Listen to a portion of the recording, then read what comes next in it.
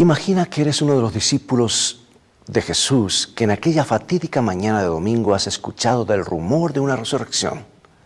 Imagina que llegas al lugar donde se había colocado el cuerpo. ¿Qué encuentras al mirar ansiosamente en el interior de la tumba cavada en la piedra? ¿Encontrarías alguna evidencia de que lo imposible hubiera ocurrido? Mantente en sintonía. Está escrito. Declara el mensaje final de Dios para nuestro tiempo. Presentando al Cristo viviente como la respuesta a nuestras más profundas necesidades. Está escrito. Con el pastor Robert Costa. Hoy, la historia de dos tumbas. Confucio afirmaba que podía señalar el camino del orden y la armonía entre el cielo y la tierra. Buda dijo que podía mostrar la forma de trascender el sufrimiento humano. Bahá'í sostuvo que sus verdades sintetizaban todas las creencias del mundo en una sola. Ha habido muchos dirigentes religiosos a lo largo de la historia y muchos nos dicen cómo encontrar la paz, la felicidad, la verdad y la salvación. Pero hubo un dirigente religioso que hizo la afirmación más extraña de todas. Solo uno afirmó que había resucitado de entre los muertos. Hay una sola religión que se fundamenta en una tumba vacía. Por esa razón, la resurrección de Cristo ha sido una de las creencias más controvertidas de toda la historia. No se trata solo de lo que se siente en el corazón, no se trata de un simbolismo religioso o de un mito. Es cuestión de si sucedió o no. Es cuestión de evidencia histórica. Sabes, en nuestro mundo actual hipercientífico solemos ser escépticos ante las afirmaciones religiosas, especialmente las cosas sobrenaturales. No solemos ver a la gente saliendo de las tumbas hoy en día. Todo lo que sabemos de anatomía y fisiología nos indica que eso no es posible. Pero obviamente la idea de la resurrección de Cristo ha tenido un enorme impacto en el mundo. ¿Qué debemos hacer con este tema? ¿Hay forma de saber realmente lo que ocurrió durante aquellas horas tempranas del domingo siguiente a la crucifixión? Ha pasado mucho tiempo desde entonces. ¿Es solo una cuestión de fe? ¿Creemos que Jesús se levantó de entre los muertos porque eso es lo que sostiene la religión cristiana? Bien, hoy quiero hablarte de evidencias sólidas que apoyan esa fe. Vas a descubrir que la resurrección es la mejor explicación de lo que sabemos que sucedió inmediatamente después de la muerte de Cristo. La resurrección explica algunos hechos que ninguna otra teoría puede explicar. Y al final de nuestro programa de hoy, verás que al fin y al cabo, este acontecimiento sobrenatural no es tan increíble. Y vas a ver nuevas y sorprendentes evidencias arqueológicas que apoyan las afirmaciones de los primeros cristianos. Comencemos con los hechos en los que están todos los eruditos virtualmente de acuerdo. Incluso los críticos que no aceptan la Biblia como la palabra de Dios han llegado a la conclusión de que algunos de estos hechos son ineludibles. Número 1. Después de una crucifixión pública, Jesús murió y fue sepultado en una tumba.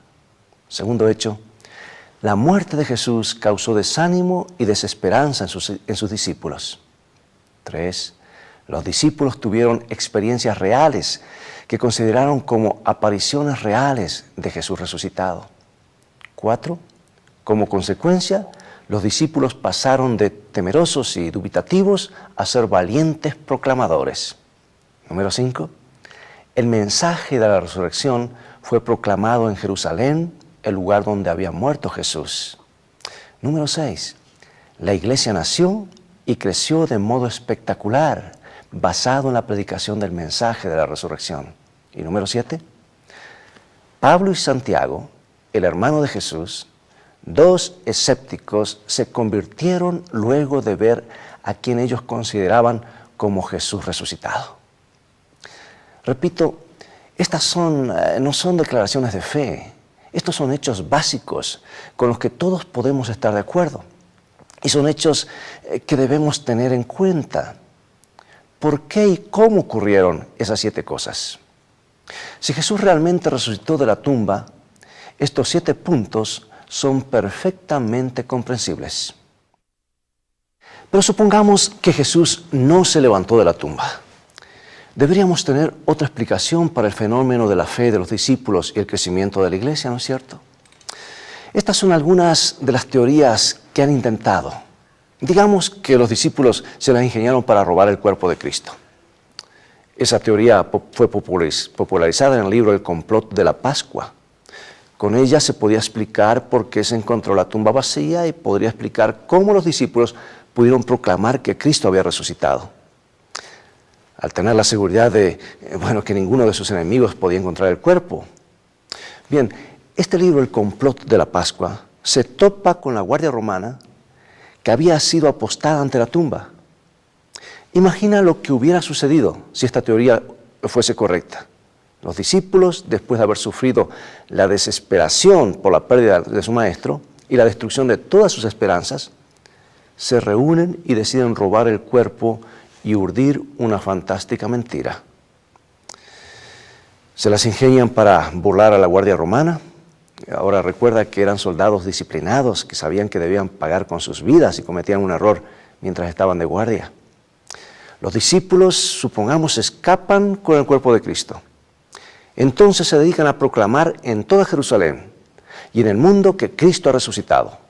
Continúan proclamando esta mentira con sufrimientos, arduo trabajo y persecución, y están dispuestos a entregar sus vidas por ella. Difícil de creer, yo no lo creo.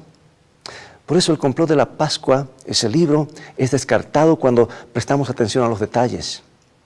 Ya fue descartado cuando los fariseos y los saduceos lo usaron como argumento. ¿Recuerdas que sobornaron a algunos de los guardias romanos y les dijeron que los discípulos, que tenían que decir que los discípulos habían robado el cuerpo mientras ellos dormían? Mientras estaban durmiendo. Es difícil de creer eso.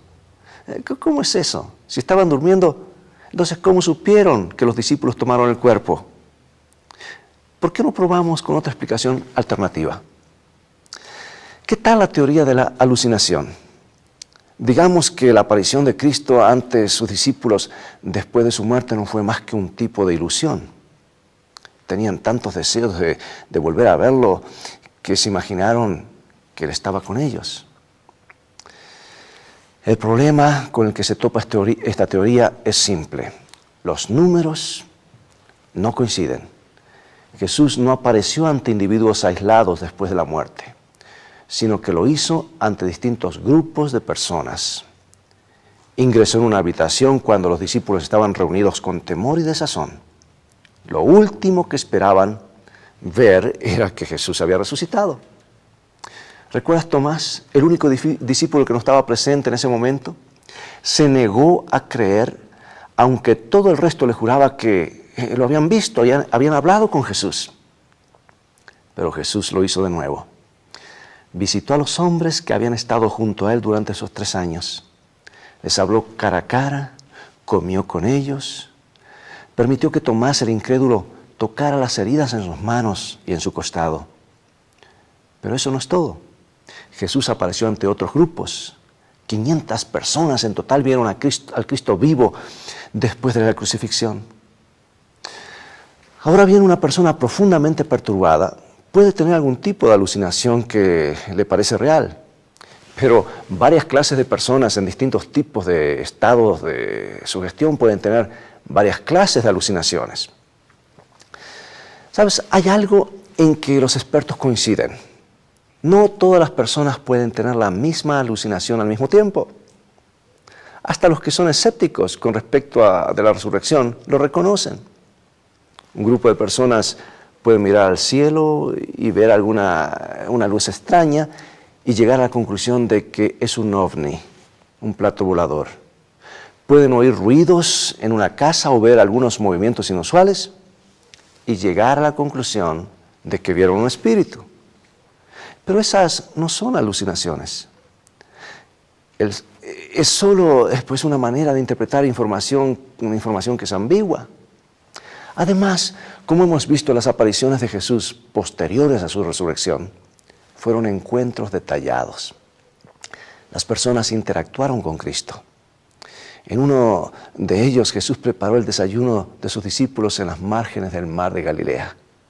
Eso sí que sería una alucinación espectacular, ¿no es cierto? Y cuando estudiamos la evidencia cuidadosamente, la teoría de la alucinación también pierde entidad, pierde veracidad. Los relatos de varios grupos de testigos oculares que interactuaron con Cristo resucitado echan por tierra esa teoría. Así que, uno tras otro, los intentos clásicos de desvirtuar la resurrección han sido rebatidos.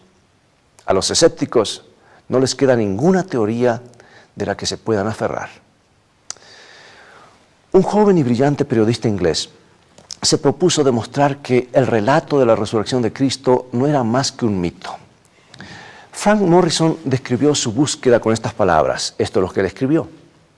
Quería tomar esta última fase de la vida de Jesús con todo su apasionante dramatismo y despojarla de su sobrecarga de creencias primitivas. Bueno, Morrison comenzó investigando todos los relatos de la resurrección desde el punto de vista del periodista. ¿Qué cosas sonaban veraces? ¿Qué hechos coincidían? ¿Cuáles no? Y mientras indagaba en la evidencia de primera fuente, su escepticismo cambió radicalmente. Morrison escribió más tarde: los hechos emergieron de aquella antigua historia que previamente había considerado imposible. Había sido atrapado por lo que él llama la lógica irresistible del relato. Poco a poco, ese periodista llegó a la conclusión de que únicamente la resurrección real de Cristo respondía todas las preguntas. Ninguna otra teoría podía explicar los hechos. Y escribió sus descubrimientos en el bestseller ¿Quién movió la piedra? ¡Qué cambio asombroso!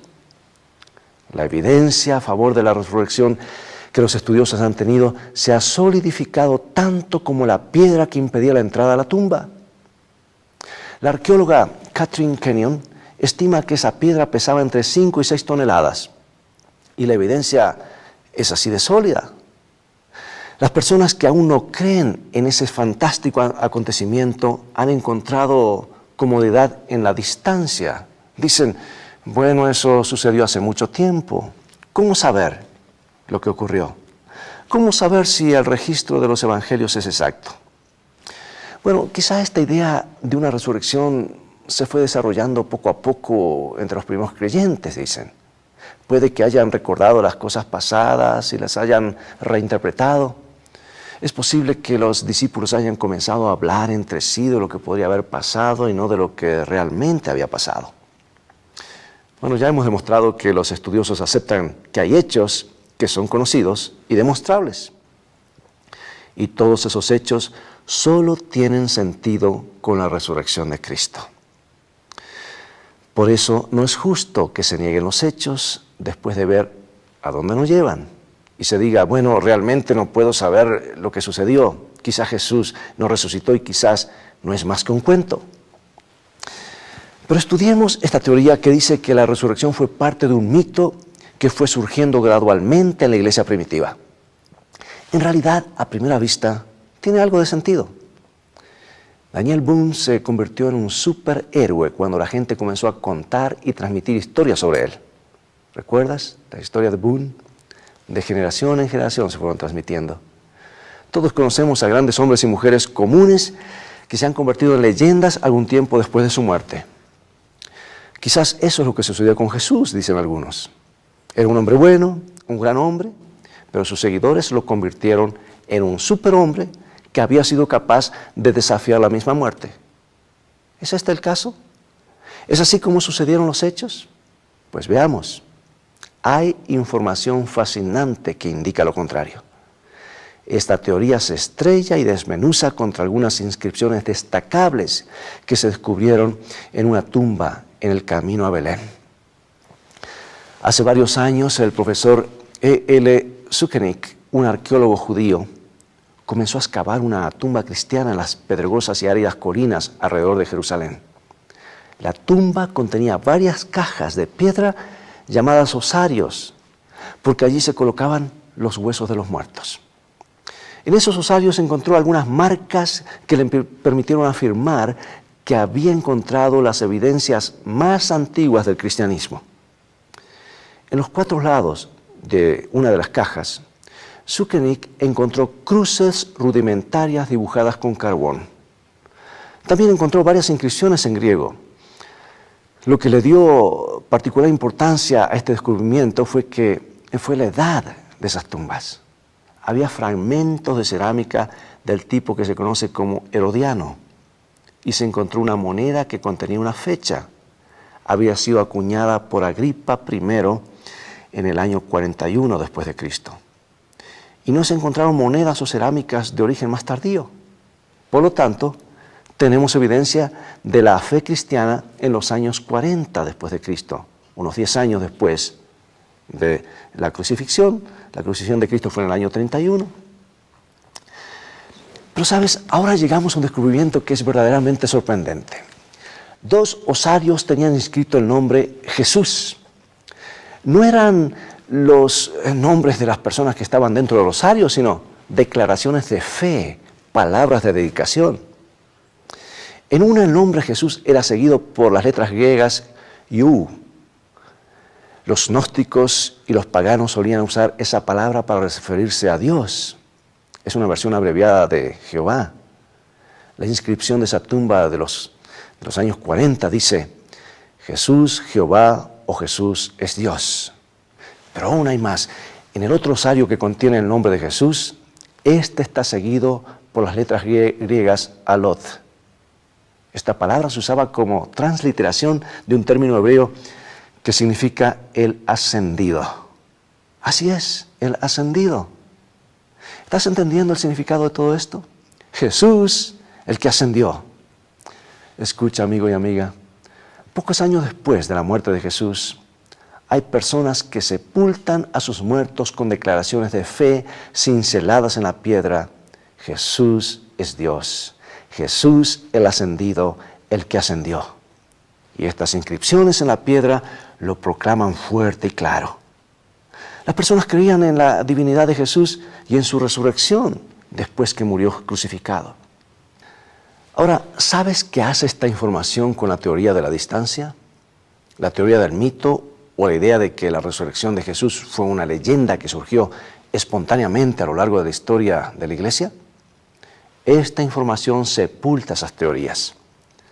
La gente proclamaba la resurrección de Cristo en la década de los 40, cuando aún vivían millares de los que habían visto y conocido cuando Jesús caminaba por esta tierra. Si Jesús, el Salvador resucitado, fuera un mito, sería el único mito instantáneo que hubo en el mundo. Además de esos increíbles descubrimientos en la tumba cristiana, tenemos otra evidencia de peso. Por favor, presta atención a estas palabras de 1 Corintios capítulo 15, versículos 3 al 6. Es lo que declara el apóstol Pablo. Porque primeramente os he enseñado lo que asimismo recibí, que Cristo murió por nuestros pecados, conforme a las Escrituras, y que fue sepultado, y que resucitó al tercer día, conforme a las Escrituras, y que apareció a Cefas, y después a los 12, después apareció a más de 500 hermanos a la vez, de los cuales muchos viven aún. ¿Captaste el significado? Se le apareció a Pedro, los 12, y a los 500 hermanos que todavía viven, dice el apóstol. Esa es una clara referencia a la resurrección de Cristo y sus apariciones. Lo que la hace especialmente valiosa es que los eruditos creen actualmente en 1 Corintios, y ellos creen que 1 Corintios es uno de los documentos más tempranos del Nuevo Testamento y que fue escrito alrededor del año 50 después de Cristo. Pero fíjate además que Pablo hace esta declaración en base a lo que recibió. Esto es parte del primitivo credo cristiano, las primeras declaraciones de creencias. Hasta los eruditos críticos están de acuerdo en que el credo se originó antes de que Pablo escribiera esta carta, y lo ubican generalmente en la década de los años 30. En otras palabras, la proclamación de la resurrección fue incluida formalmente en un credo a finales de los años 30. Pero espera un momento. Jesús fue crucificado en el año 31. ¿A dónde nos deja esto? Nos deja justamente en el momento de los hechos reales. Los testigos presenciales estaban dando a conocer las nuevas de que Jesús había resucitado de los muertos, no siglos después, ni siquiera décadas más tarde, sino inmediatamente después del acontecimiento mismo. No hubo margen de tiempo para que desarrollara el mito de la resurrección. ¿Quieres colocar el último clavo en el ataúd de la teoría del mito? Es este. Las personas que habían visto a Cristo después de su sepultura proclamaban su posterior resurrección en Jerusalén y nadie los rebatía. Nadie los hacía callar haciendo aparecer el cuerpo de Cristo. Una tras otra, las teorías que tratan de explicar la resurrección y comprobar que nunca sucedió han sido destrozadas. La teoría del complot de la Pascua, la teoría de la alucinación, hasta los eruditos escépticos han tenido que descartarlas. Y la última teoría, la vaga idea de que la resurrección surgió como parte de la leyenda de Cristo, también ha sido sepultada por la sólida evidencia de la proclamación de los primeros discípulos. Créase o no, aún en nuestro escéptico hipercientífico mundo, la resurrección de Jesucristo está sobre terreno más firme y más sólido que nunca. Los que consideran la evidencia cuidadosamente no pueden eludirla. Es un hecho histórico ineludible. Y ese hecho distingue a Cristo de todos los demás líderes religiosos y todas las grandes figuras de la historia. Durante la Revolución Francesa, un campeón del nuevo ateísmo debatía con un obispo cristiano. El ateo dijo burlonamente: ¿qué es la religión cristiana? Sería muy fácil iniciar una religión tal. Oh, sí, respondió el obispo, solo tendrías que ser crucificado y resucitar al tercer día. El fundador del cristianismo está vivo.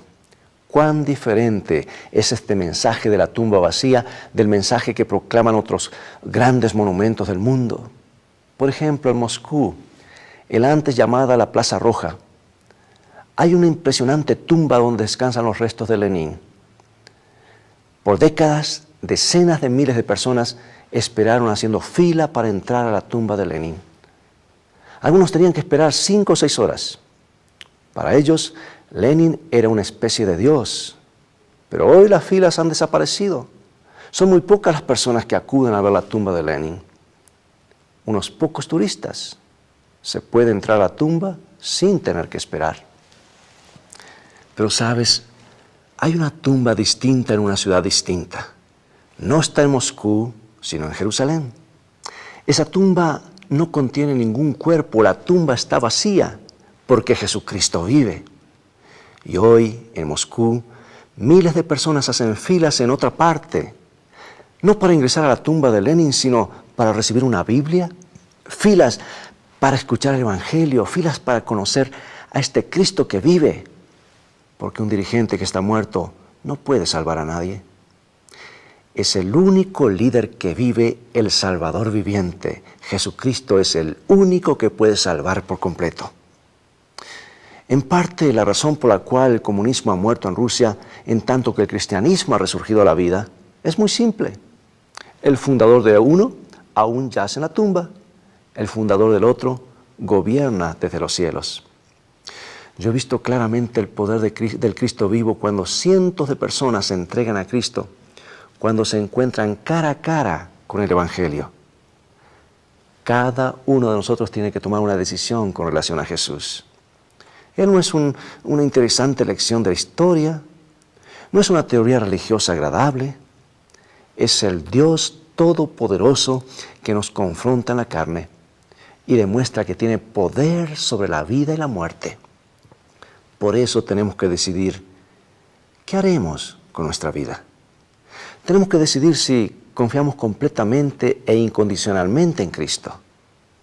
¿Conoces a este Salvador vivo, a Jesucristo? ¿Lo conoces como un compañero presente o como un gran maestro moral que vivió en el pasado distante? Puedes comenzar una relación personal y significativa con Él ahora mismo. Puedes dar este paso maravilloso en el viaje con el Cristo que vive.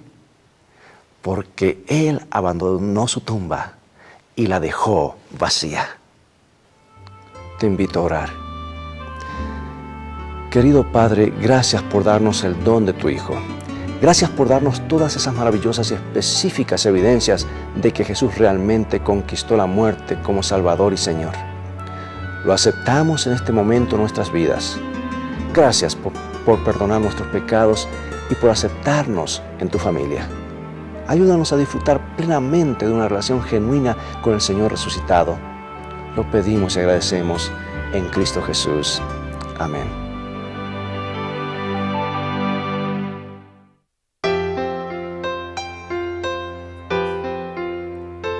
Tenemos el privilegio de ofrecerte un obsequio invalorable que llenará tu vida con el amor de aquel que nació y murió por nosotros. Se trata del maravilloso libro El Camino a Cristo, que presenta la noble figura de Jesús, no como un personaje muerto de la historia antigua, sino como el Cristo viviente que sigue realizando milagros y transformando la vida de todos aquellos que lo invocan con fe. El librito El Camino a Cristo circula en numerosos idiomas y millones de personas, jóvenes y adultas, se han beneficiado con su lectura. El Camino a Cristo revela en forma clara y atractiva los grandes secretos que nos conducen a Jesús y que nos llenan de felicidad. Si vives en los Estados Unidos, pide tu ejemplar gratuito a la dirección que aparece en pantalla. Si vives fuera de los Estados Unidos, puedes obtenerlo por internet en forma electrónica visitando nuestro sitio estaescrito.tv.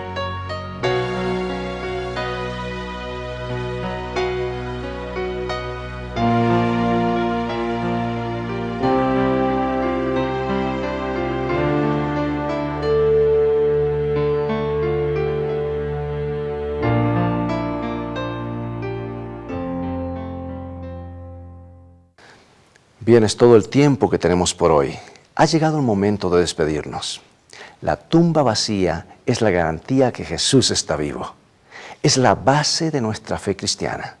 Nos habla del Dios de lo inesperado, de las bendiciones inesperadas, el Dios de las imposibilidades posibles, el Dios de los nuevos comienzos. Por eso te invito a continuar estudiando la palabra de Dios y los mensajes de esperanza que allí se encuentran. Visítanos en nuestro sitio de internet estaescrito.tv, donde podrás obtener una variedad de estudios bíblicos que fortalecerán tu vida espiritual. Dios te bendiga y recuerda, escrito está, no solo de pan vivirá el hombre, sino de toda palabra que sale de la boca de Dios.